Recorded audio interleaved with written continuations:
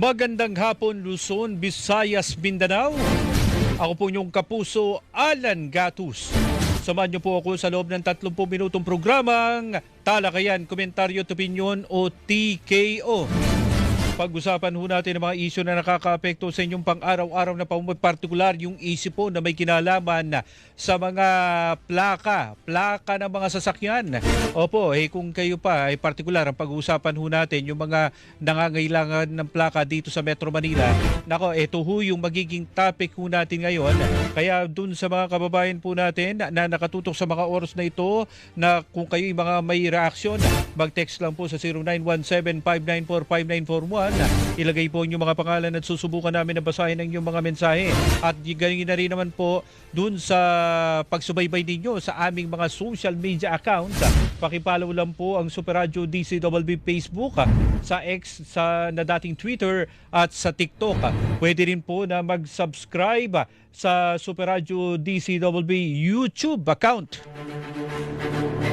Alam niyo ho, maimportante na mapag-usapan at matutukan ho itong mga plaka dahil partikular na yung siguro yung mga may motorsiklo dahil isa ho sila sa mga binabanggit na talagang matagal na hindi nakakakuha ng kanilang mga plaka. Pero ngayon, puspusan na po ang Land Transportation Office o LTO sa pamamahagi distribusyon ng mga plaka para nang sa ganoon ay magamit na ito ng mga kababayan natin.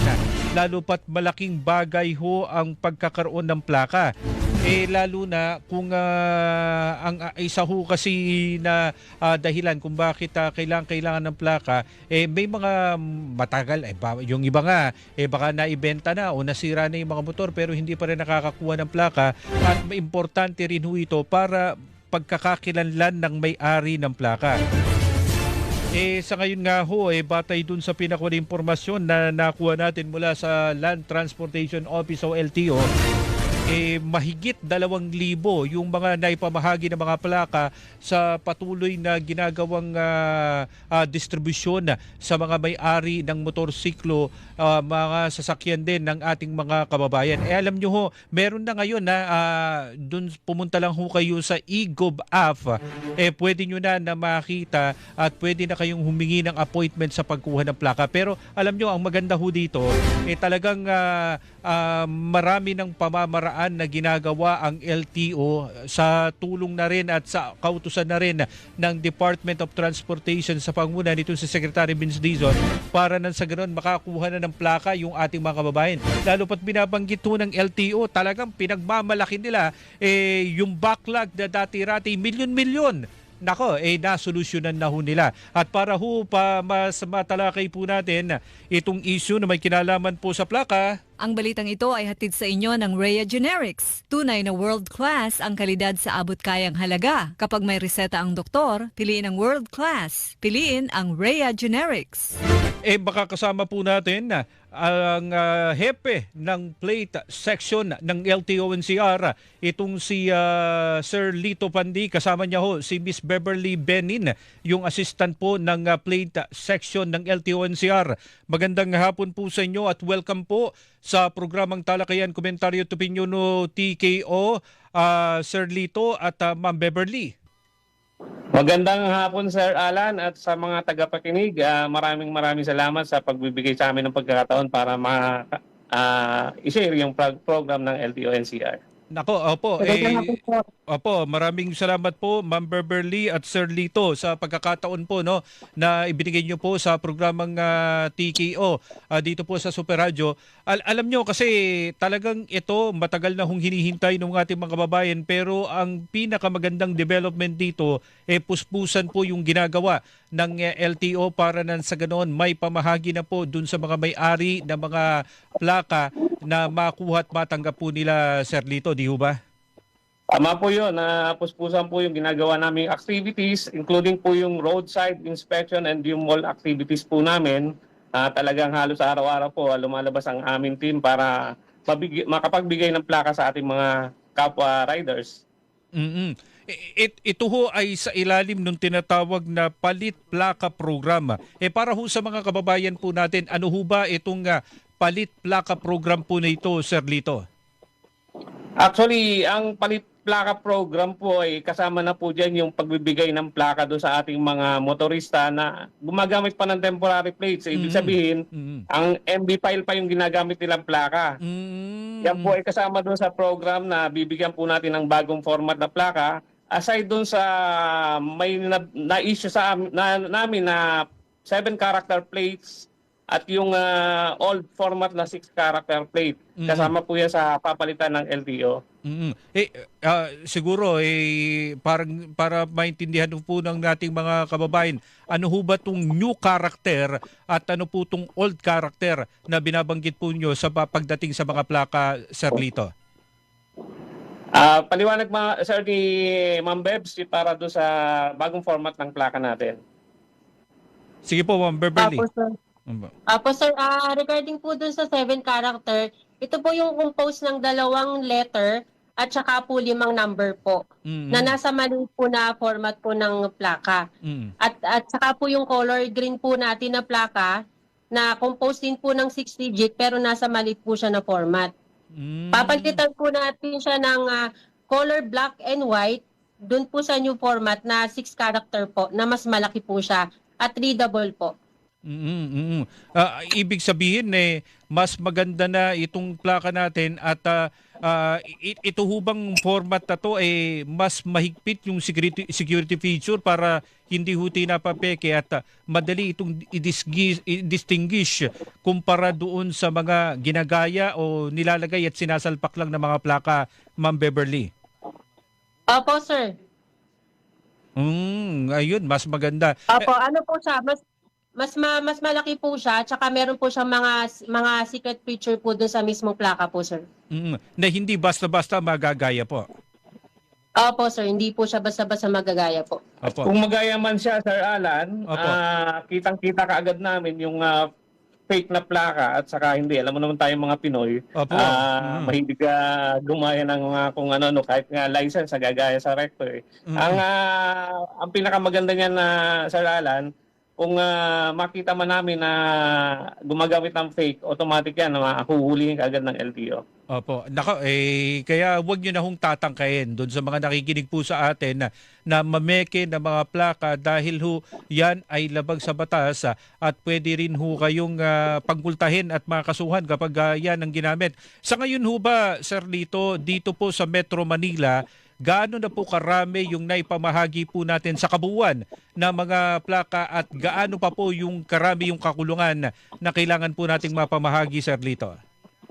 As of yesterday, sir, ang naipamahagi na ng LTO-NCR is 90,737 plates na po yan.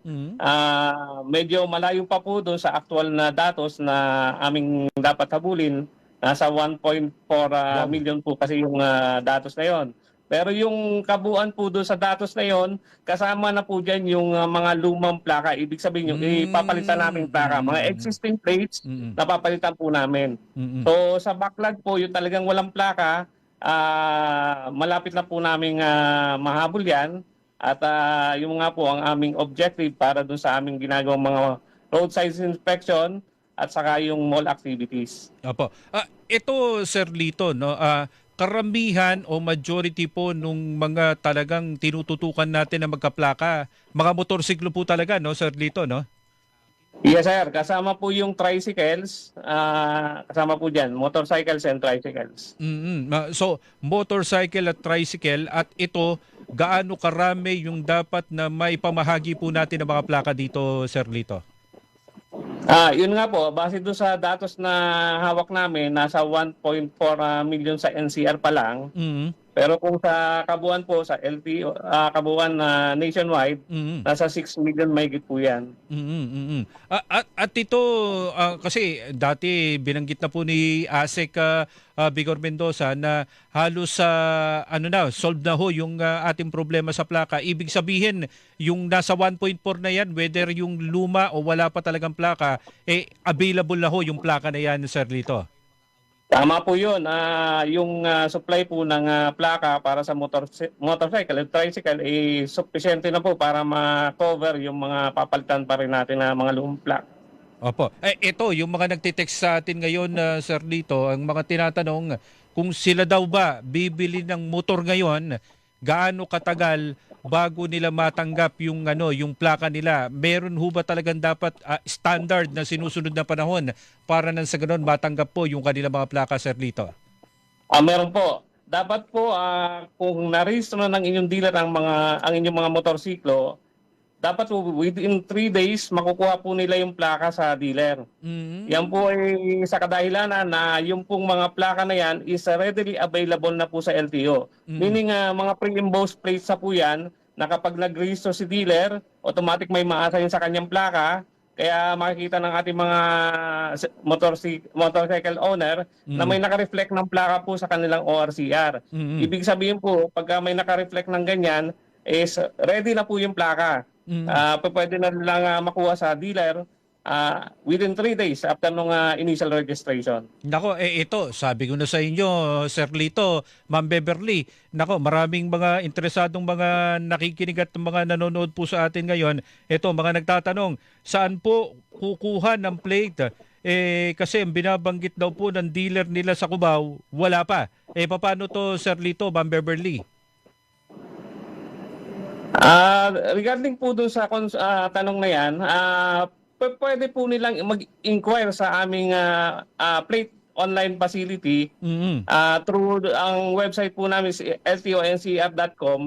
Kung sakali po na makita nila yung plaka nila nandun, lalabas po kung saan dealer namin na-release yung plaka. At kung po talagang wala pang na-release na plaka sa motorcycle unit, yan po ay i-verify po natin. At kahit sa LTO po, pwede po silang mabigyan ng plaka as long as ma-verify na ma-validate na hindi pa siya na-i-issuean ng initial registering office. Opo. Ito, may nagtatanong din na Sir Lito, kung yun daw pong dealer hindi nire-release yung plaka, may pananagutan daw po at paano daw po nila pwedeng sitahin yung mga dealer, Sir Lito? Opo, malaki po ang pananagutan ng dealer kasi sumusuway po sila doon sa alituntunin na inilabas ng LTO. Ang gagawin po ng ating owner, motorcycle owner, magsampa lang po ng reklamo dito sa aming opisina at kami naman po dito sa opisina is kaagad na mag-i-issue ng show cause order doon sa concerned dealer.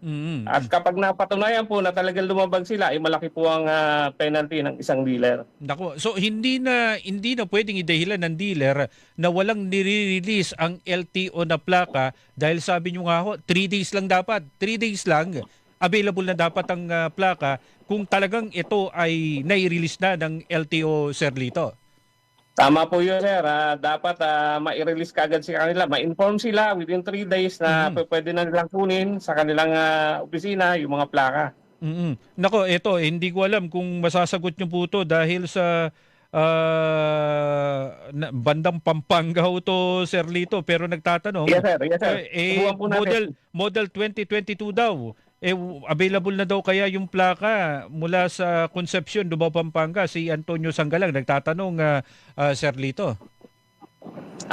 Sir, dapat available na ang kanyang plaka dahil yun nga po, wala na pong backlog na plaka sa mga motorsiklo. Meaning, ang supply po ng LTO ay sapat na or sobra-sobra pa nga kasi may mga nakaabang kami para doon sa mga i-register pa lamang. Opo. Kung sakaling wala pang naiisyong plaka doon sa sinasabing 2022 model, makipag-ugnayan po sila doon sa LTO office kung saan na-register yung kanilang motorsiklo para kaagad mabigyan ng plaka yan. Opo. Ito, Sir Lito, no, kasi kadalasan meron ho tayo na nakikita na parang ito nagpapa-personalize, may gusto silang numero ng plaka na ipinapalagay dun sa kanilang sasakyan. Ito ho ba posible pa rin ngayon? Pwede pa rin ho ba ito, Sir Lito? Ang personalized plate po sa motorsiklo ay hindi po pinapayagan ng LTO. Ang pwede lang po sa personalized ngayon or yung meaning yung mga special plates natin doon po sa mga four wheels sa vehicle natin, private vehicles. Yun, available pa po yun sa mga four-wheel po, sa four-wheel na sasakyan na Sir Lito. Yes, Sir Alan. Pag ganun ho ba, may special price din ho ba yung special plate na yun, Sir Lito? At paano ho ba nakakapag-avail sa ganun? Meron po siyang fee na 35,000, Wow. 35,010. Meron po application form para doon. Pipilapan lang po nila yung application form, then i-verify kung available po yung kanilang chosen number o plate number. And then pag available po siya, babayaran po natin to sa opisina ng LTO po Hindi po sa kung saan, sa opisina po ng LTO babayaran. Then after nan, bibigyan po sila ng official receipt. Opo. Itong ginagawa nyo ngayon, maganda na to, Sir Lito, Ma'am Bev, no? Na talagang may mga activity kayo sa mga mall, talagang kayo na mismo yung lumalapit para dun sa mga motorista na wala pang plaka, particular dun sa mga motorcycle at mga tricycle. Ito talagang magtutuloy-tuloy ho ito para masatisfy na yung pangangailangan ng ating mga kababayan na wala pa rin plaka, Sir Lito, Ma'am Bev, na. Opo, tuloy-tuloy po ito. May directive po kami na hanggang October 31 dapat po ma-address na namin yung mga walang plaka at yung mga gumagamit ng old format plates. Ito ang tanong naman ho nung ilang mga nagtitext sa atin, Sir Lito. Meron ho bang pananagutan yung mga may sasakyan na nakakuha na ng plaka pero hindi isinasalpak o inilalagay, o kaya old format pa rin, yung kulay green pa rin, hindi pa rin yung puti yung ginagamit na plaka para dun sa four wheels, at yung luma pa rin yung kanilang ginagamit, Sir Lito? Yes sir, may pananagutan po yung mga nabigyan na namin ng plaka, yung bagong format na plaka na hindi ikinakabit sa kanilang mga sasakyan. So pwede po silang ma-penalize ng aabot sa 5,000. Bukod pa po doon yung ibang violations na pwedeng makita sa kanila. Ngayon, kung yung naman pong gumagamit ng green plates or yung 7-character plate number na hindi pa nakakakuha sa amin ng plaka, ng bagong format na plaka, yan po ay hindi namin mape-penalize sa kadahilan ng hindi pa po siya nabibigyan ng plaka. Yun po ang objective namin na lahat po ng mga gumagamit ng old format plates is magkaroon na ng bagong plaka para hindi na po takaw si tata. Kapag ganun po kasi na luma ang ginagamit na plaka, mas pagdududahan namin na hindi registered or kung baga hindi kinakabit yung kanilang mga bagong plaka. Panghuli na lang po siguro, Sir Lito, Ma'am Bev, baka may mga karagdagang impormasyon kayo na gustong ibigay sa ating mga kababayan, nasa inyo po yung pagkakataon ngayon, Sir Lito, Ma'am Beverly. Tunayan ko po si Ma'am Beverly.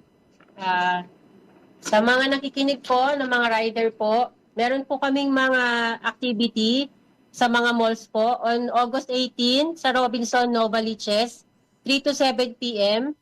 Meron din po kami sa SM Las Piñas sa August 22, 3 to 7 p.m. din po yan. Meron po kami sa SM City Marikina, August 23, 1 to 5 p.m. And sa SM Fairview po sa August 26, 3 to 7 p.m. And at sa SM Parañaque po, September 6, 1 to 5 p.m. po yan, Sir J po. At saka po doon din po sa continuous din po yung sa opisina namin at saka yung every Saturday operation din po namin. Okay po. Sir Lito. Yes sir. Sir Alan, maraming salamat dun ulit sa pagkakataong binigay sa amin. Bukod po dun sa sinabi ni Ma'am Bebs na mga mall activities namin, ongoing pa rin yung aming roadside inspection and yung issuance ng plates sa mga district offices namin saka extension offices. Sa mga riders po, wag po kayong matakot kung sakaling may makita kayong mga enforcer sa kalsada. Ang dahilan po niyan is para inform din kayo na mag-avail kayo o kumuha na kayo ng mga bagong plaka sa LTO. Minsan po kasi natatakot sila, akala nila huhulihin sila. Yan po ay katulong namin sa pag-disseminate ng information para lamang mabigyan ng plaka yung ating mga motorista. Okay. Sir Lito, Ma'am Beverly, maraming salamat po sa pagkakataon na makaparehem po namin kayo sa pagkakataong ito at sa ulitin po, maraming salamat po. Yes sir, maraming salamat. Okay. Si Lito Pandi ang pinuno po ng plate section ng LTO-NCR, kasama po si Miss Beverly Benny, ang assistant ng plate section ng LTO-NCR, ang ating pong nakapanayam. Oras, 22 minuto, makalipas ang alas 5 ng hapon.